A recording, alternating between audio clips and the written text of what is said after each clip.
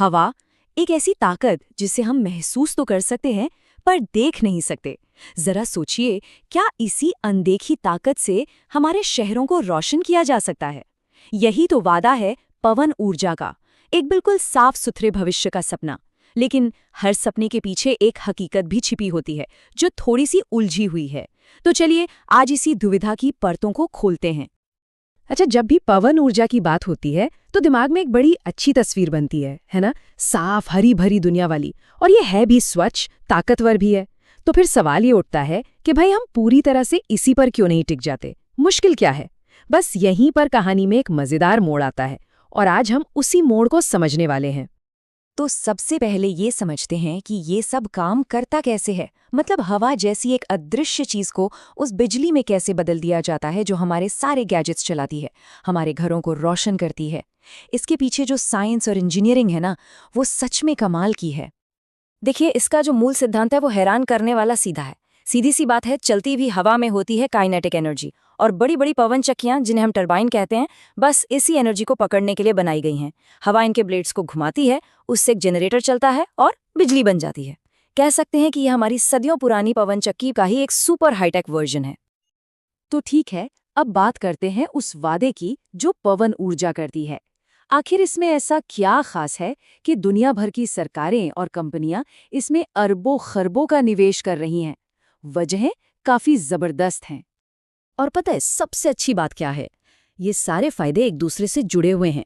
ये एक साफ ईंधन है, मतलब कोई धुआं नहीं, कोई प्रदूषण नहीं। ये रिन्यूएबल है, मतलब हवा तो चलती ही रहेगी, कभी खत्म नहीं होगी।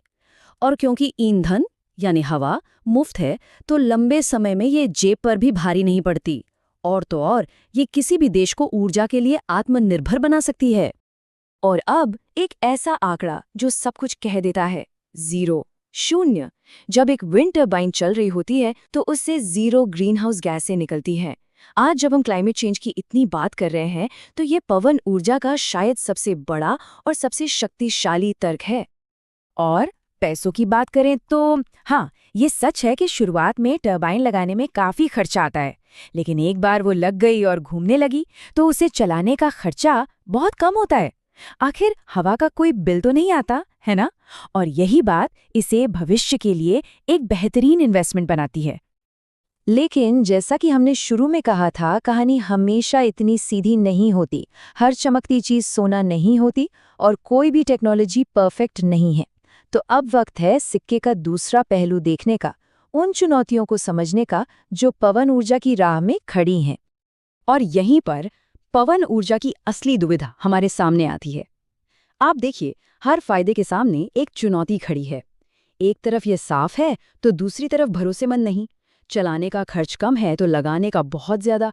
बस इसी बैलेंस को हमें समझना होगा। चलिए इन चुनौतियों को जरा और करीब से देखते हैं। सबसे बड़ी दिक्कत पता है क्या है? हवा का कोई भरोसा नहीं। वो हमेशा एक ही रफ्तार से नहीं चलती और कभी-कभी तो बिल्कुल रुक जाती है। फिर इन बड़े-बड़े विंड फार्म्स के लिए बहुत सारी जमीन चाहिए। कुछ लोगों को इनके शोर और नज़ारे से भी परेशानी होती है। और हाँ, ये उड़ते हुए पक्षियों के लिए भी एक खतरा बन सकते हैं। ये चार्ट पूरी समस्या को एकदम साफ कर देता है। देखिए, कोयला या गैस जैसे ईंधन वो तो स्विच ऑन ऑफ की तरह हैं। जब बिजली चाहिए चालू कर दो। सौर ऊर्जा ठीक है, वो सिर्फ दिन में काम करती है, पर पवन ऊर्जा इसका कोई ठिकाना नहीं। ये पूरी तरह से मौसम के भरोसे है। और ये चीज आज के पावर ग्रिड के लिए एक बहुत बड़ी इंजीनियरिंग चुनौती है। तो इन सारे फायदों और नुकसानों को तराजू पर रखने के बाद आखिरी फैसला क्या होना चाहिए? क्या पवन ऊर्जा हमारे भविष्य का जवाब है या फिर ये बस एक बहुत महंगा प्रयोग साबित होगा? यहाँ सबसे जरूरी बात जो समझने वाली है वो ये है कि कोई जादुई छड़ी नहीं है। ऊर्जा का हर स्रोत अपनी एक कीमत वसूलता है, चाहे वो कीमत पैसों में हो, पर्यावरण पर हो या समाज पर।